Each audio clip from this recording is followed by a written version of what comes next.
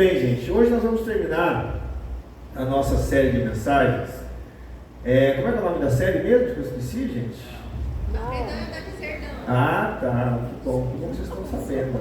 Então, fera. Nós falamos sobre alguns temas nesse mês e hoje eu quero terminar essa série falando sobre aprender a dizer não. Deixa eu ver se vai passar. Aprender a dizer não. Isso, essa é a série. Mais um. Aí, volta. Aí.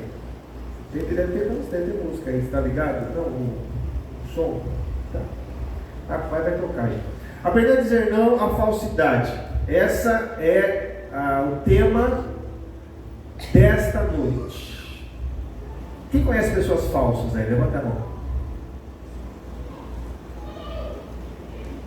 Quem aí se considera uma pessoa falsa? Levante a mão. Depende, né? Depende, de vez em quando, né? Muito bem. Mas hoje, eu queria falar desse tema com você, entendendo que nós vivemos numa época onde a falsidade ela tem se manifestado de diversas maneiras, seja através de pequenas mentiras cotidianas, aquelas mentirinhas que a gente conta diariamente, sabe? As meias verdades, ou os grandes enganos.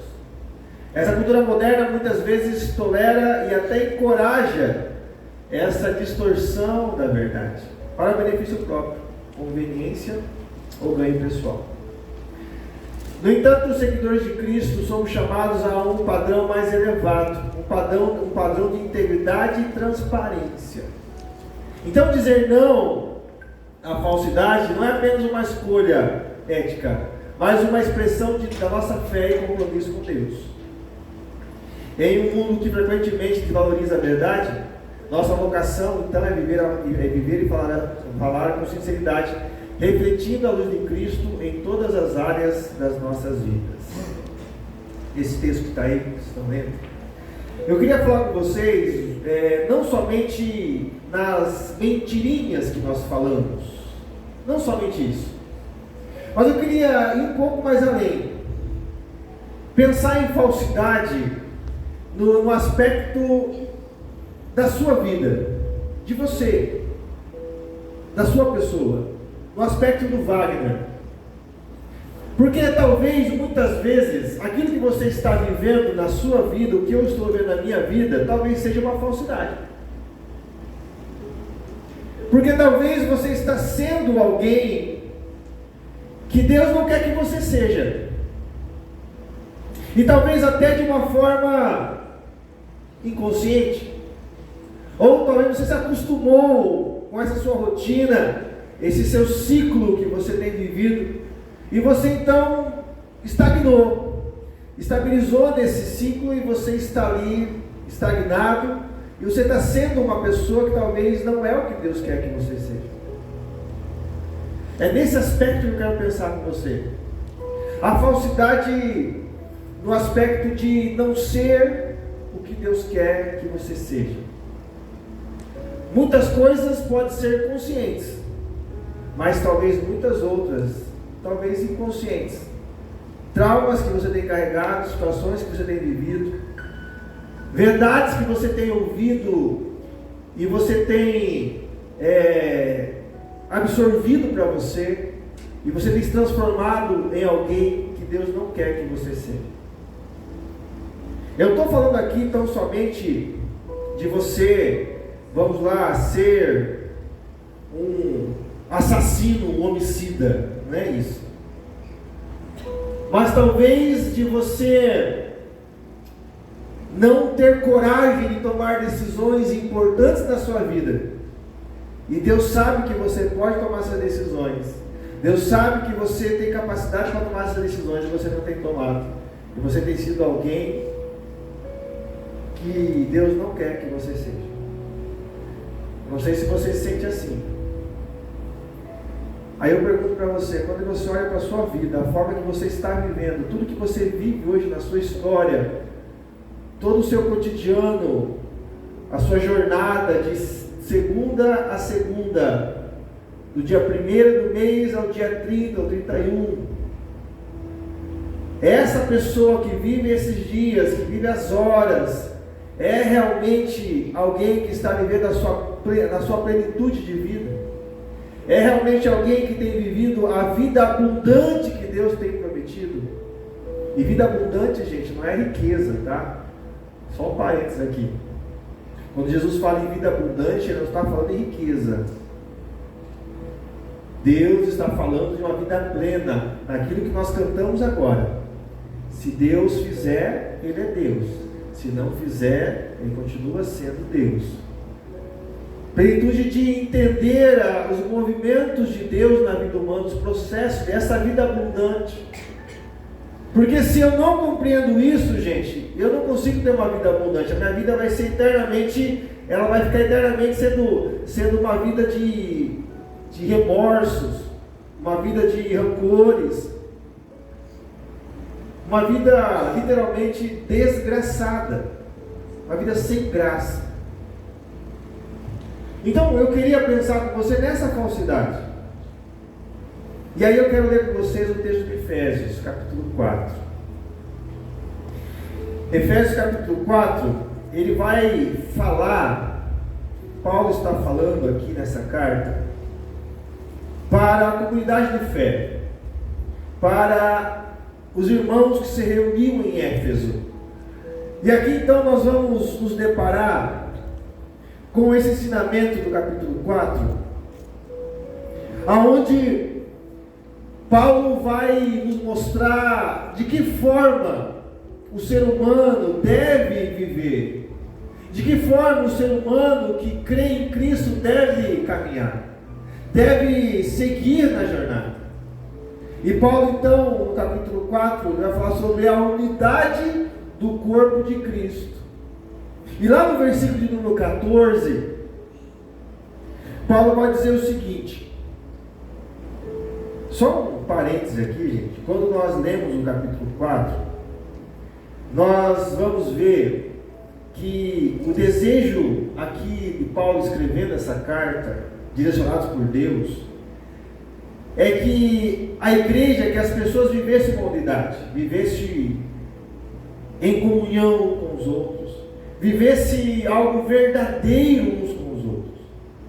E Paulo então vai dizer o seguinte, que esse Deus, Ele designou alguns dons para a igreja, e Deus cita alguns aqui.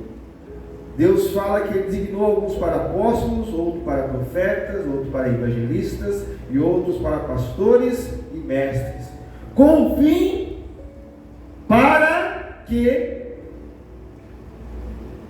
os santos, para preparar os santos para a obra do ministério, para que o corpo de Cristo seja edificado.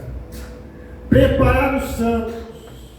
Eu já falei várias vezes aqui. Quem são os santos que o apóstolo Paulo fala nesse texto? Quem é santo? Quem são esses santos que o apóstolo Paulo diz que esses dons dados à igreja é para preparar os santos? Por exemplo, um dos dons ali é pastores. Eu sou pastor. Então, de uma forma prática, eu devia preparar os santos. Mas quem são os santos que eu vou preparar? Eu estou aqui preparando os santos. Vocês são santos. Não, pastor, não existe. Eu sou santo. Como assim? Eu sou tão falho. O problema é que na perspectiva de santo do Antigo Testamento, santo não é perfeição. Perfeição é uma visão do nosso tempo, da nossa sociedade. Santo no Novo Testamento quer dizer separado. A ideia de ser separado. E por que separado? Separados são aqueles que creem em Jesus Cristo. Eles são separados Para quê? Para viver uma vida de santificação, uma vida de transformação, onde o Espírito está agindo no meio dessas pessoas, para viver uma vida eterna. Esses são os santos. Agora, se você então crê em Jesus Cristo, você crê na vida eterna em Jesus Cristo, então você é um santo. Eu sou um santo. Não vai ter um monte de pecados. Então Paulo vai nos trazer essa verdade em Efésios 4, dizendo que ele designou essas pessoas para que ela pudesse preparar os santos para edificar o corpo. Muito bem. No verso 13. Então quando ele prepara, o verso 13 diz o seguinte: até que todos alcancemos a unidade da fé e do conhecimento do Filho de Deus, e cheguemos ao que, gente? Maturidade, atingindo a medida da plenitude de Cristo. Então a preparação dos santos é com objetivo. Qual o objetivo? Maturidade, alcançar a unidade da fé, o conhecimento, atingir a medida de quem? De Cristo. Esse é o objetivo que você está aqui hoje. O objetivo nosso de ler a palavra de Deus, o objetivo nosso de estar aqui, o objetivo nosso de participar de um grupo de oração, de um pequeno grupo, de um grupo de encontro, enfim, é preparar, é buscar a maturidade, e esse parâmetro para a maturidade chama-se Cristo. Esse é o objetivo, certo? Então, vou dizer uma coisa aqui para você. Se o objetivo é esse, então o objetivo não é ir para o céu. Não é ir para o céu. O objetivo é ser parecido com Cristo, segundo o apóstolo Paulo. Mas eu não fico no céu agora aqui. Se Jesus foi levado aos céus, e todos aqueles, a Bíblia diz, que morrem com Cristo, eles nascem também com Cristo, e eles vão viver nas moradas celestiais. Então logo quando nós buscamos essa vida de santidade, nós então estamos buscando ser parecidos com Cristo, e ao buscar ser parecido com Cristo, quando tudo isso acabar, gente, nós iremos aonde Cristo está. Então minha preocupação não é ir para o céu. Minha preocupação é ser igual a Cristo. Porque eu sei que quanto mais perto de Cristo eu estiver, lá eu estarei com Ele, aonde Ele estiver. E eu creio que Ele está no céu. Essa é a dinâmica da teologia, gente. O céu, a santificação e o nosso objetivo como cristão. E aí então nós vamos chegar, gente, no verso 14, que é o texto que eu quero trabalhar com você nessa noite. E ele diz o seguinte: o propósito então é que não sejamos mais como crianças, levados de um lado para o outro pelas ondas, nem jogados para cá e para lá, para todo o vento de doutrina, ou pela astúcia e esperteza de homens que induzem ao erro. No verso 15: antes, seguindo a verdade em amor, cresçamos em tudo naquele que é o cabeça. Quem? Cristo. Dele todo o corpo, ajustado e unido pelo auxílio de todas as juntas, cresce e edifica-se a si mesmo em amor, na medida em que cada parte realiza a sua função. Amém, gente? Amém?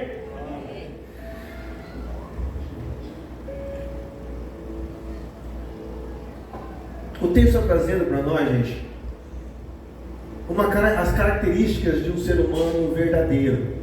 Verdadeiro no sentido de viver o plano de Deus, o propósito de Deus. E essa característica que Paulo nos traz aqui, nos faz e nos ensina a dizer não para 3 coisas, para que possamos viver essa verdade de dizer não à falsidade. O primeiro não que o apóstolo Paulo nos ensina aqui é dizer não à imaturidade. Não à imaturidade. O verso 14 vai dizer o seguinte: o propósito é que não sejamos mais como crianças, levados de um lado para o outro pelas ondas, nem jogados para cá e nem para lá, por todo vento de doutrina, ou pela astúcia e esperteza de homens que induzem ao erro. Paulo não está falando mal das crianças, tá, gente? Por favor, não é isso. Mas Paulo está dizendo o seguinte: Paulo diz primeiro que haverá um momento de ser criança. Haverá um momento que todos nós seremos crianças espirituais. Nós estamos começando, aprendendo, assim como uma criança. Haverá esse momento. O problema, gente, é que quando esse momento permanece por tempos que não deveria permanecer, esse ser criança, ele vai passar. E Paulo está dizendo o seguinte: olha, não seja como essas crianças. Isto é, você já passou dessa fase.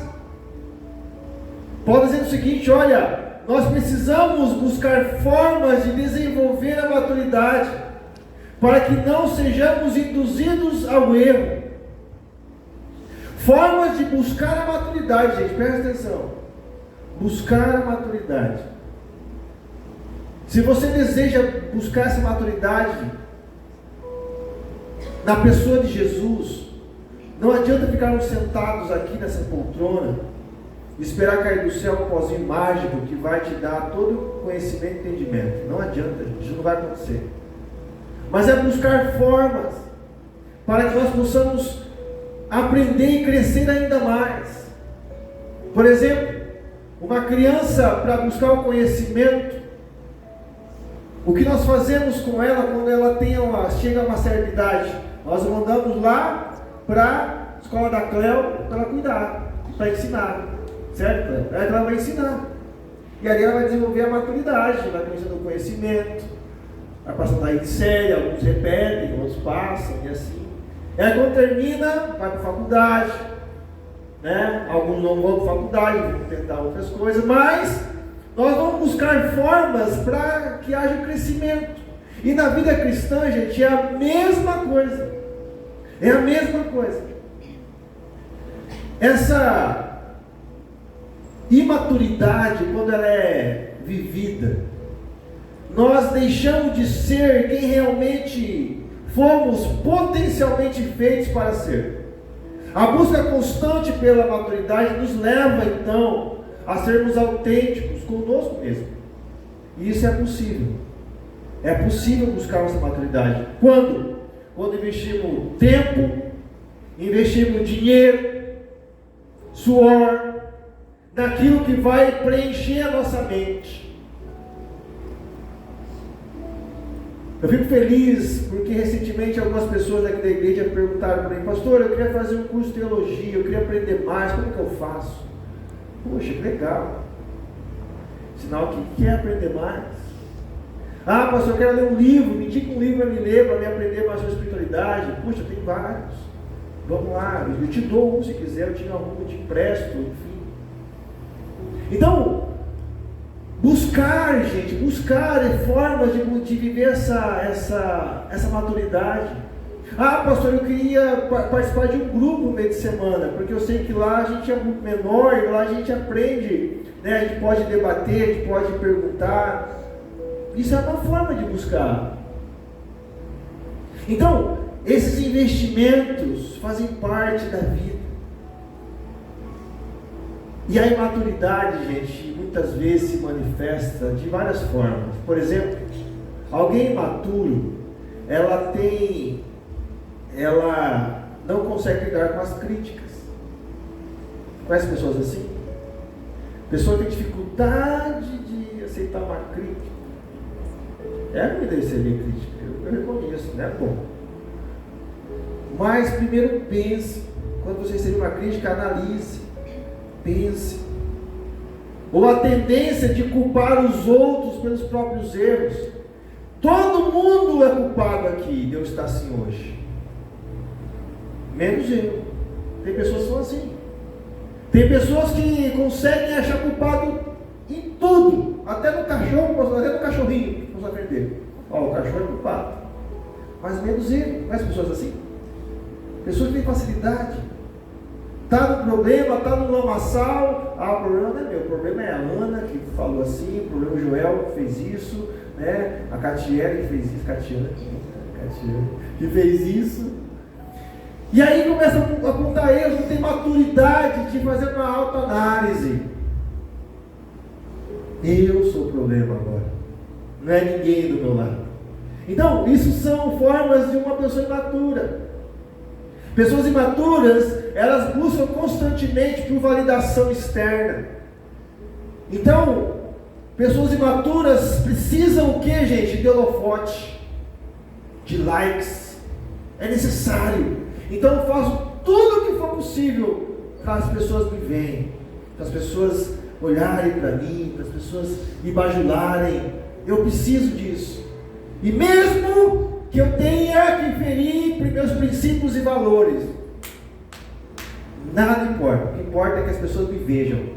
Se eu precisar colocar uma melancia na cabeça e lá no Redondo e aqui de Moura, ficar lá dançando um samba, eu vou ficar lá. As pessoas me veem, tirarem foto e postar nas minhas redes sociais. Estou falando, a sociedade está assim, gente. Pessoas imaturas têm esse tipo de ação. Em 1 Coríntios 13, 11, Paulo diz: quando eu era menino, olha só, ele foi menino, falava como menino, sentia como menino, discorria como menino, mas logo que cheguei a ser homem, maturidade, acabei com as coisas de menino. O próprio Paulo, que escreve esse texto em Efésios, está dizendo isso em Coríntios. Ele reconhecia que ele foi menino, mas agora ele é um homem, e as ações têm que mudar. O problema é que tem homens e mulheres que têm uma certa idade e permanecem como pré-adolescentes em suas ações de vida, ou como crianças em sua ação de vida. Conhece pessoas assim? Ou só eu conheço? Então, gente, diga não à imaturidade. A importância de crescer, amadurecer, deixando para trás atitudes infantis. E a maturidade cristã, então, gente, envolve o desenvolvimento de frutos do Espírito. Então, Deus, ele é tão maravilhoso que ele nos deixa, então, o Espírito que habita em nós e que nos dá os frutos para que nós possamos ser maduros. Paciência, humildade, autocontrole, entre outras. Gálatas 5, 22 e 23. Pessoas maduras sabem lidar com os desafios da vida com graça e sabedoria, reconhecendo que todos nós estamos em um processo contínuo de crescimento. O Frank está no processo contínuo de crescimento. Eu estou também. O Ricardo está também. A Fê também está. O Gui também está. E quando nós estamos juntos ali compartilhando, por mais que o Frank fale alguma coisa que eu não concordo, mas eu entendo que não, é a visão dele. Eu não vou perder minha amizade com o Frank, eu não vou discutir com o Frank, eu não vou agredir o Frank por vezes. Então, gente, pessoas maduras vivem uma vida mais leve. Está entendendo? Pessoas maduras, elas, por mais que a vida esteja tão complicada e difícil, mas ela consegue transformar em algo mais leve. Não sei se você tem essa capacidade, se você é assim, ou a sua vida é um peso constante. Para para pensar aí. Diga não à imaturidade. Segundo, diga não às mentiras. Verso 15 diz assim: antes, seguindo a verdade em amor, cresçamos em tudo naquele que é o cabeça, Cristo. Antes, seguindo o que, gente? A verdade. O processo de maturidade que nós falamos anteriormente nos leva a sermos o que? Verdadeiros.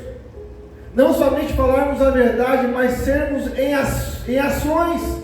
Termos ações verdadeiras.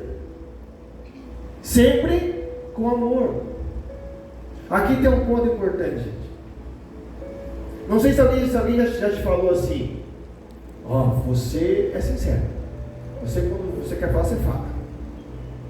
Não sei se alguém disse isso. Isso é positivo. Até a página 2. Ok?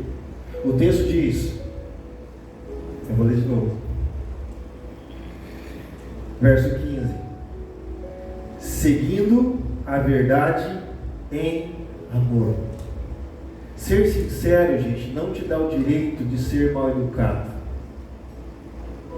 Ser sincero não te dá o direito de ser grosso ou grossa. Ser verdadeiro não te dá o direito de falar de qualquer jeito com as pessoas. Amém, meu gente? Às vezes nós somos assim, né? Eu sou sincero mesmo, eu falo, vem, pá, levou, tomou, certo, Lúcio? Mas não é assim que acontece. É assim, é dessa forma. Essa sinceridade não existe. Essa sinceridade não tem a ver com o reino. Essa sinceridade, gente, mais machuca do que agrega, do que edifica.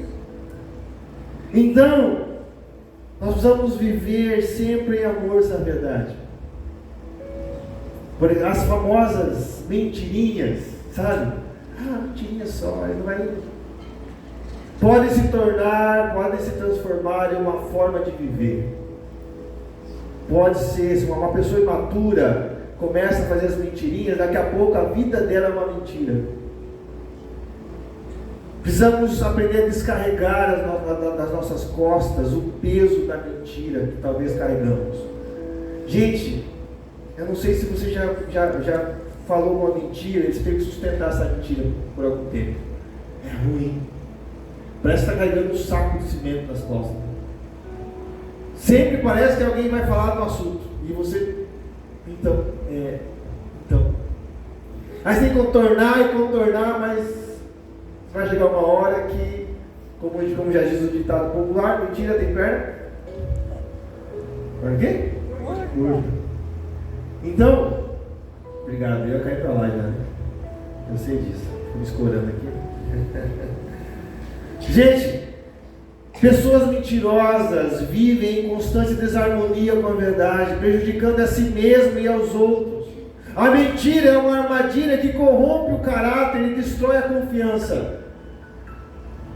Em Provérbios 12, 22 diz o seguinte: os lábios mentirosos são abomináveis ao Senhor, mas os que agem fielmente são o seu deleite. Deus valoriza a honestidade e a integridade, porque Ele é verdade. A verdade está no caráter de Deus. A mentira não apenas engana os outros, mas também endurece o coração de quem a pratica. Pessoas mentirosas vivem com essa culpa e a desconfiança das pessoas. Você consegue confiar em alguém que mentiu para você? É difícil. Aquele seu amigo, aquela sua amiga que você confiava tanto, de repente você descobre uma mentira cabeluda dela ou dele. Sua confiança... Você até pode falar, pode chegar, mas aquela confiança que você tinha é difícil. Então, essa desconfiança, ela acontece com pessoas mentirosas. A falta de sinceridade cria barreiras nos relacionamentos e impede a verdadeira comunhão e o crescimento espiritual. Diga não às mentiras. E uma última coisa que eu quero deixar para você guardar no seu coração: não à estagnação. Verso 16 diz assim: dele todo o corpo ajustado e unido pelo auxílio de todas as juntas cresce. De novo, gente, cresce e edifica-se a si mesmo em amor, na medida em que cada parte realiza a sua função. O texto traz uma dimensão de desenvolvimento da vida humana. Isto é, o crescimento que traz o que, gente? Uma satisfação. Quando você olha para trás e vê quem era você, e você olha para frente e fala: nossa, eu era assim, agora, puxa vida. Sabe quando você pega aquelas fotos antigas, sua? Quem fazia foto antiga sua? Você pega foto e fala: misericórdia, eu era assim. Já fez isso ou não? Você olha, você até medo, né? Se fizer uma noite do terror, por as fotos, né? As fotos antigas nossas lá vai dar uma bela noite do terror, né? Todo mundo teve passado. Deus foi bom, né, filho? né, para alguns nem tanto, mas enfim, importante é que Deus te ama, tá? Não esquece cabeça com isso. Mas essa dimensão de olhar para trás e ver o desenvolvimento, isso mostra o crescimento que traz satisfação, uma vida em movimento que está produzindo desenvolvimento e gerando oportunidades. Uma vida em movimento que está produzindo desenvolvimento e gerando oportunidades. Essa deveria ser a nossa caminhada cristã, gente. Nossa caminhada como pessoa. Pessoas estagnadas. Você conhece pessoas estagnadas? Aquela pessoa que parece que pisou numa toleira e está ali, não sai dali de jeito nenhum. Tem até oportunidade, até recebe corda para puxar, mas não sai, parece que não quer sair, se acomodou com aquilo. Pessoas estagnadas muitas vezes se encontram presas em um ciclo de complacência e falta de progresso. Essa estagnação pode ocorrer em várias áreas da vida, inclusive na vida espiritual, na vida profissional, na vida pessoal. Hebreus 5,12 diz o seguinte, capítulo 5, verso 12: embora a essa altura já devêssemos ser mestres, vocês precisam de alguém que lhe ensine novamente os princípios elementares da palavra de Deus. Paulo, aqui o autor de Hebreus está dizendo o seguinte, que a importância de não permanecer no mesmo lugar, mas de buscar continuamente o crescimento e a maturidade. Essa estagnação, gente, que muitas vezes nós vivemos, pode ser resultado do medo de mudanças, da falta de objetivos claros, ou da resistência de sair da zona do conforto. Pessoas estagnadas perdem oportunidades de aprendizado e desenvolvimento, deixando de experimentar a plenitude da vida que Deus deseja para elas. Quando você olha para a sua história de vida, pare um pouco aí. Nós estamos em 2024, correto? 2020 até hoje, 4 anos se passaram, vamos lá. Nesses 4 anos, você considera que a sua vida está estagnada ou está no desenvolvimento, no progresso? Pensa aí. Não precisa responder para mim, apenas pensa. Nesses 4 anos que se passaram, a sua vida familiar, ela tem desenvolvido ou está estagnada? A sua vida como pai, você que é pai, ou como mãe, está estagnado? Ou você é um pai ou uma mãe que tem buscado cada vez mais estar perto dos seus filhos e filhas, para ensinar, para dar carinho, para amar?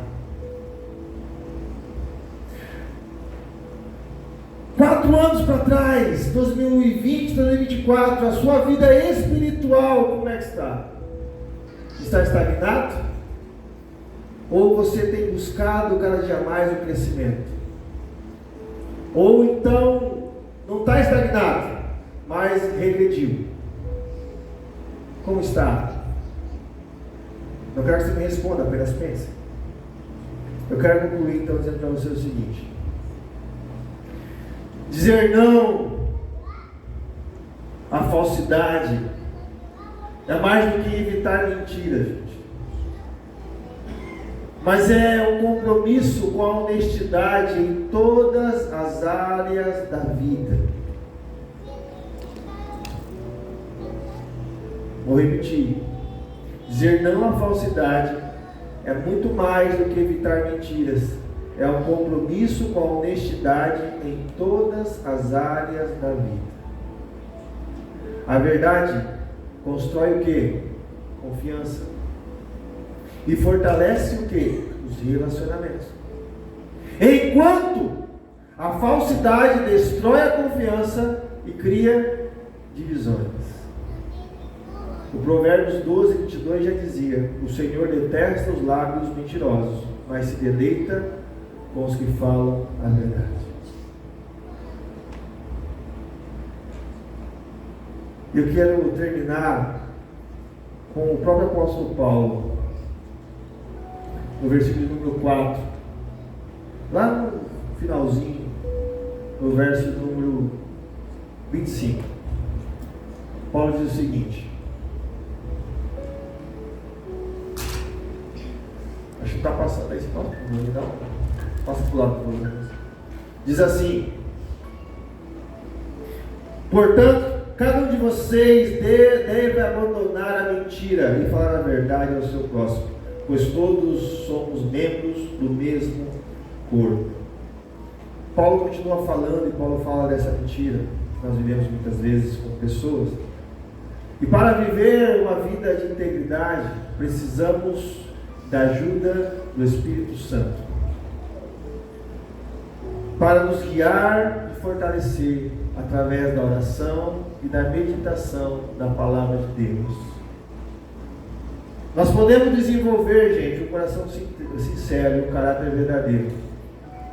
Você pode desenvolver isso na sua vida.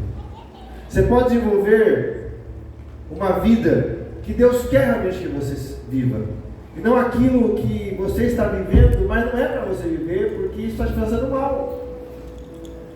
Às vezes nós gostamos de viver coisas que nos faz mal. Não sei se você já parou para pensar nisso.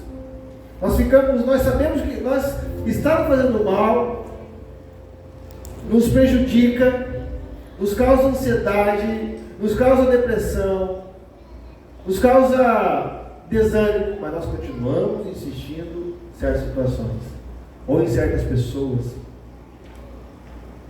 Será?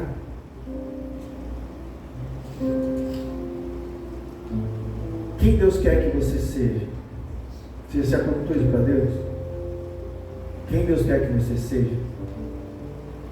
Quando eu perguntei para Deus isso, lá atrás, nos meus 17 anos, Deus falou. Só que é totalmente o oposto do que eu pensava. E eu escolhi o quê? Fazer aquilo que Ele desejava para mim. Se eu falo certo ou eu não faço, eu não sei. Ele está me guiando pela graça dele. Quando eu falo aqui, gente, tenha coragem para perguntar para Deus qual é o desejo dele para a sua história. Eu falo nesse sentido, porque muitas vezes você vai ver respostas de Deus que talvez não é o que você está imaginando. Talvez é você dizer não para algumas coisas que você gosta, e dizer sim para outras coisas que talvez você nem imaginava o que era. Mas Deus está te movendo. Eu já contei isso aqui. Quando Deus me deu a confirmação que eu ia para o ministério, minha pergunta foi: o que é ministério? Não sabia. Então, gente, perguntar para Deus e ser aquilo que Deus quer é ir além daquilo que você está sendo hoje. O que você é hoje, o que você vive hoje está bom para você? É isso mesmo é isso mesmo? É só isso mesmo que Deus quer que você viva? É dessa forma? Talvez, quando você olha para a sua história, você já perdeu grandes oportunidades, porque talvez você não teve coragem de tomar algumas decisões. Não teve coragem de tomar algumas decisões que talvez mudaria o rumo da sua história. E você hoje permanece estagnado. Mas nessa noite eu quero convidar você a dizer não a isso. Convidar você a olhar para a sua história e primeiro perceber a ação de Deus nela. E perceber que você está aqui com um propósito, que é voltar para a presença de Deus, estar perto de Deus, para que te leve além daquilo que você está vivendo hoje. Quando Jesus chamou Pedro naquele barco, e disse para Pedro: olha, você será um pescador de homens. Jesus estava dizendo para Pedro: Pedro, você vai além daquilo que você é hoje. Você é um pescador. Você vai além disso. Você vai viver algo muito mais especial do que estar aqui pescando nesse barco. E é isso que Jesus faz conosco. É isso que Jesus propõe nessa noite. E propõe nos evangelhos, propõe na história dos seus filhos. Ir além. Vamos ficar de pé. Vamos ficar de pé. Eu quero convidar você a pensar de que forma, se você está disposto a ir além com Deus.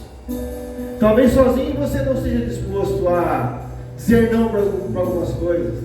Talvez sozinho você não esteja disposta a percorrer alguns caminhos sozinho ou sozinho. Mas e com Deus? Aonde que você está disposto a ir com Deus? Ir além daquilo que você está vivendo. Mas para isso é necessário render o seu coração em adoração, derramar o seu ser na frente de Deus e dizer: Senhor, leva-me além, ao nível mais profundo de intimidade com o Senhor. Leva-me além que a sua vida, a minha vida, flua mais da tua unção, Senhor, e do teu poder. Que a sua oração seja isso nessa noite. É muito bom compartilhar com vocês as boas novas do Evangelho. Aqui é o pastor Wagner, pastor aqui da IPI Vida. Você acabou de assistir mais uma mensagem do nosso culto de celebração. E se você foi tocado por Deus, se o Espírito Santo falou no teu coração a partir desta mensagem, eu lhe convido a vir nos conhecer, vir nos fazer uma visita. Tenho certeza, será muito bem recebido. Mas caso você more longe e você gostou da mensagem, eu desafio você então a assistir as outras mensagens, as outras playlists deste canal, do nosso canal, tá bom? Aproveite, se inscreva no canal, compartilhe esse vídeo e vai lá no nosso Instagram, @IPIVida, e também nos segue lá. Que Deus te abençoe, que Deus continue transformando você, trazendo para você uma jornada de fé e esperança. Um grande abraço.